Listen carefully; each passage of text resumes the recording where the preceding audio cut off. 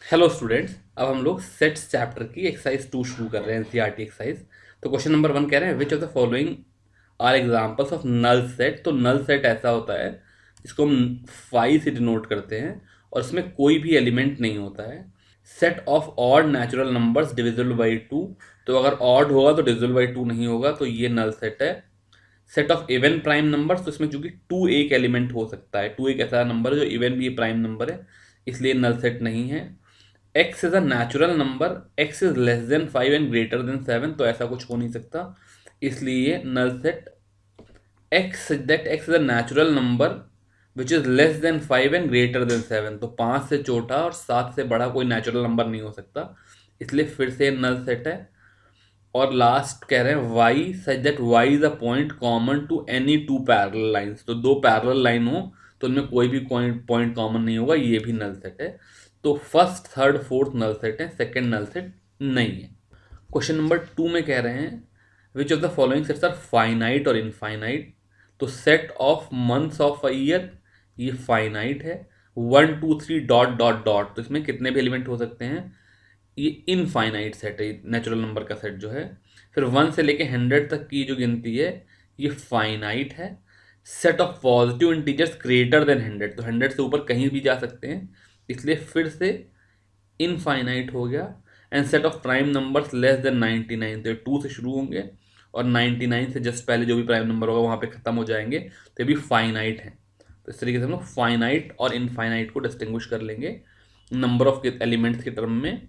Question number 3 कह रहे हैं state whether each of the following set is finite और इनफाइनाइट। तो सेम चीज, the set of lines which are parallel to X axis, कितने भी बना सकते हो, ये इनफाइनाइट हो गई। Set of letters in English alphabet, ये 26 ही हैं, ये फाइनाइट हो गए। Set of numbers which are multiples of 5, ये कितने भी कर सकते हो, ये इनफाइनाइट हो गए। Set of animals living on the earth, ये कोई बहुत लार्ज नंबर है पर फिर भी इनफाइनाइट नहीं, इसलिए ये फाइनाइट सेट होगा। और लास्ट कह रहे हैं set of circles passing through the origin 0,0। तो 0,0 वैसे तुमने सर्कल पढ़ा नहीं है, पर ओरिजिन से पास होने वाले जितने चाहो उतने सर्कल बना सकते हो, बड़े रेडियस छोटे रेडियस अलग अलग सेंटर के। तो ये फिर से इनफाइनाइट सेट है। क्वेश्चन नंबर 4 में कह रहे हैं कि in the following state whether A is equal to B और नॉट।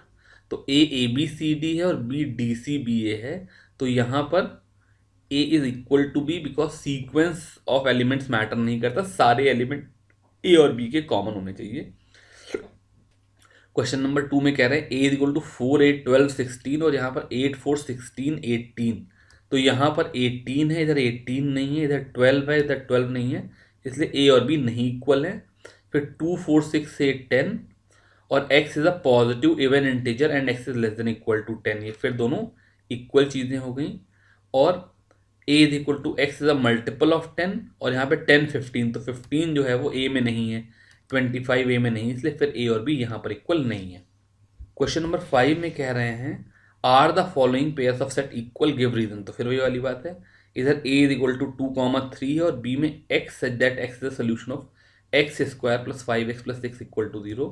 तो क्वाड्रेटिक इक्वेशन सॉल्व करेंगे तो x plus 2 x plus 3 equal to 0 आ जाएगी, जहाँ से x इज इक्वल टू -2 -3 हो जाएगा, जबकि यहाँ 2 और 3 हैं तो ये दोनों इक्वल नहीं हैं। फिर a is x that x is letter in the word follow और यहाँ पर वुल्फ, तो यहाँ पर दोनों में ही F O L और W 4 लेटर होंगे, इसलिए ये दोनों आपस में इक्वल हैं। क्वेश्चन नंबर 6 में फिर कह रहे हैं इन्होंने कुछ सेट दे दिए ए बी सी डी से लेकर के एच तक और कह रहे हैं इसमें से इक्वल सेट्स खोजो। तो ए से मिलता जुलता तो कोई भी सेट नहीं है, बी और डी सीक्वेंस आगे पीछे पर ये दोनों सारे एलिमेंट कॉमन है, इसलिए एक तो मैं लिख सकता हूँ B is equal to D.